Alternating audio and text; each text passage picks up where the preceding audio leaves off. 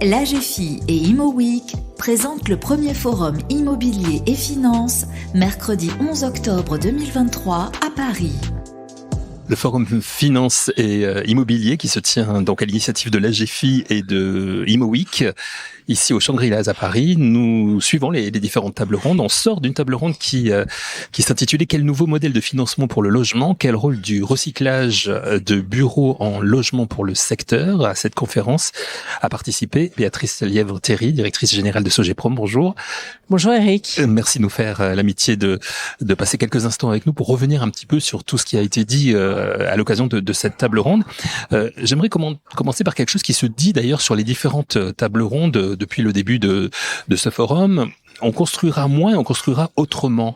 On construira moins, on construira autrement. Est-ce que c'est sur ces deux aspects que se construisent aujourd'hui les politiques des acteurs de la ville comme Sogeprom ? Alors, sur on construira moins, c'est très difficile aujourd'hui de qualifier les besoins en logement. Alors, on parle de ce chiffre de 500 000 logements par an depuis je ne sais combien d'années, sans qu'on sache vraiment le documenter. Donc, voilà. Ce qui est certain, c'est qu'aujourd'hui, les besoins en logement sont importants. À combien il faudra construire dans 5 ans, 10 ans, je ne sais pas. Voilà. Donc ça, c'est le premier point sur on construira moins. En tout cas, ce qui est certain, c'est que comme on n'a pas beaucoup construit au cours des années précédentes et que là, on n'a pas beaucoup de demandes dans les tuyaux, il va y avoir et qu'il y a des besoins à pourvoir, exactement. On aura du travail dans les prochaines années. Ça, c'est le premier point. Le deuxième point on va travailler autrement. Ça, c'est évident. D'abord, on va devoir répondre à des besoins différents parce que la sociologie de la France est différente et les besoins des habitants sont différents. Ça, c'est le premier point. Le deuxième point, on va probablement commercialiser différemment l'immobilier avec une part des investisseurs institutionnels plus importante et de vente en bloc plus importante. C'est une volonté gouvernementale et la fin du Pinel l'incarne en réalité. Et puis, on a toute cette dimension environnementale à laquelle, je pense, le secteur de la construction neuve ou de la restructuration d'actifs ou de la refonte de la ville sur la ville est une réponse très importante avec les problématiques du ZAN, de la moindre émission de carbone, et puis de donner les moyens dans ce qu'on construit de nouveau, dans ce qu'on restructure, que les habitants aient une vie plus frugale, entre guillemets, même si ce terme est un peu triste, je trouve. Il faudra en trouver un plus positif.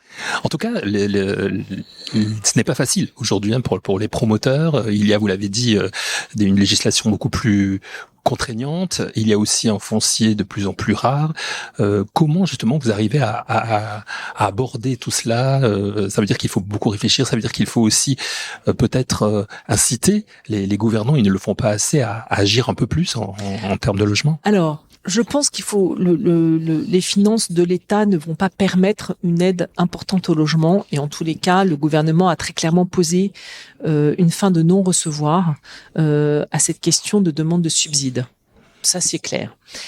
En revanche, je pense qu'il y a effectivement tout un pan pour s'adapter à cette nouvelle manière de produire, notamment du logement, qui consiste en l'adaptation des réglementations françaises et des règles d'urbanisme à ces nouvelles manières de faire. Par exemple, la reversibilité d'un bâtiment, aujourd'hui, on ne sait pas vraiment l'intégrer dans une règle d'urbanisme. Ça n'existe pas. L'alignement des règles de sécurité, bref, tout un tas de règles diverses et variées entre le bureau et le logement rend très compliqué la transformation. Tous ces sujets-là méritent d'être traités. Ils sont pas simples. C'est un travail de fond à entamer, mais en tous les cas, il a le mérite de ne rien coûter. Et ça, c'est déjà quelque chose. En tout cas, vous l'avez dit, la prise de risque du promoteur est en train de changer. Ouais. C'est-à-dire ? Eh bien, jusqu'à présent, un promoteur, il se positionnait très rarement sur l'acquisition d'un foncier ou d'un actif à restructurer sans avoir déjà obtenu la certitude que son projet pourrait aller à bien, à savoir permis de construire obtenu, purgé et pré-commercialisation bien entamée. Et ça, c'est beaucoup plus compliqué de faire ça sur de la restructuration d'actifs, où souvent le propriétaire de l'actif, il a envie d'avoir son argent tout de suite et de ne pas porter ce risque. Et les promoteurs, ils peuvent pas acheter, ils n'ont pas les moyens d'acheter autant de fonciers ou d'actifs à restructurer, d'où l'arrivée d'un certain nombre de nouveaux intervenants, de fonds d'investissement, d'acteurs du logement social qui nous accompagnent sur ce genre d'opération dès lors qu'on peut produire du logement social. Voilà, une approche différente. Un promoteur immobilier, c'est quand même un acteur de court terme. Il doit produire assez vite. Il n'a pas les finances pour être immobilisé très longtemps. Et ces opérations-là demandent beaucoup plus de temps et d'immobilisation du cash long. Donc, il faut trouver des nouveaux acteurs et faire évoluer nos modèles. Et construire la ville sur la ville, vous l'avez évoqué ici même dans cette interview, ça a été évoqué aussi dans la table ronde, ça change complètement l'équation?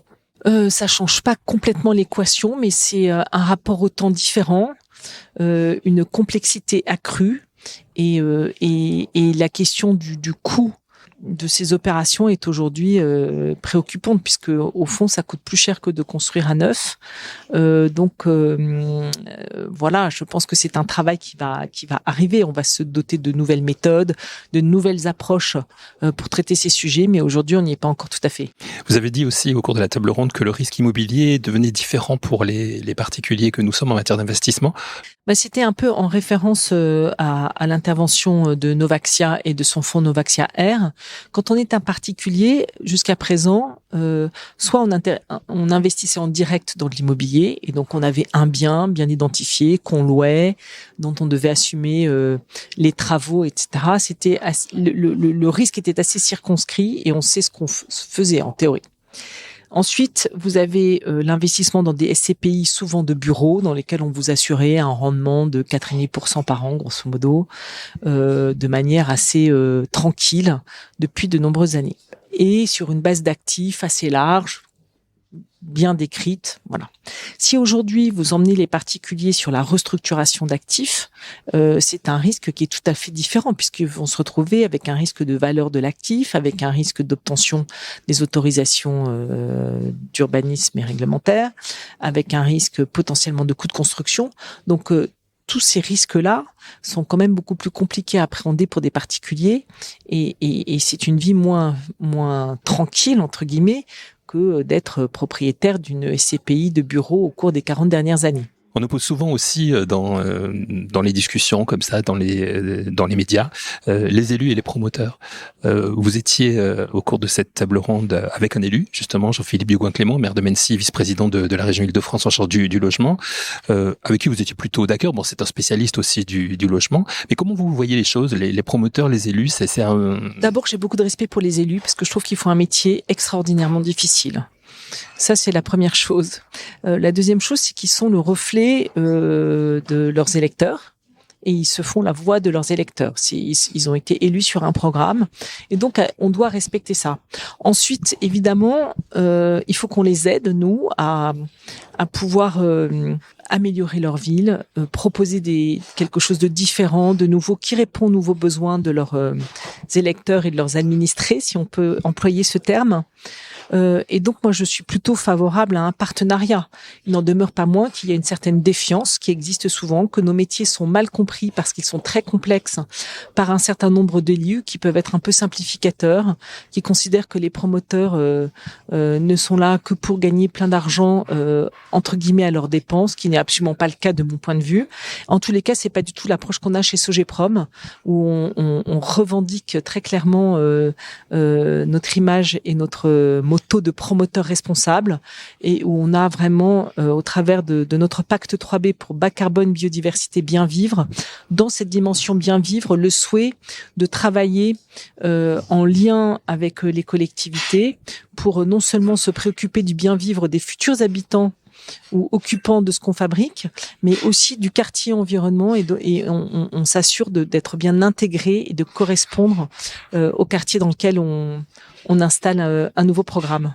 Pour terminer, Béatrice Livre-Terry, je profite de m'adresser à la directrice générale de Sogeprom. Quels sont les grands défis pour cette fin d'année 2023 et pour 2024 chez Sogeprom? Les grands défis de Sogeprom et plus largement de la promotion, c'est de faire face au très fort ralentissement des ventes.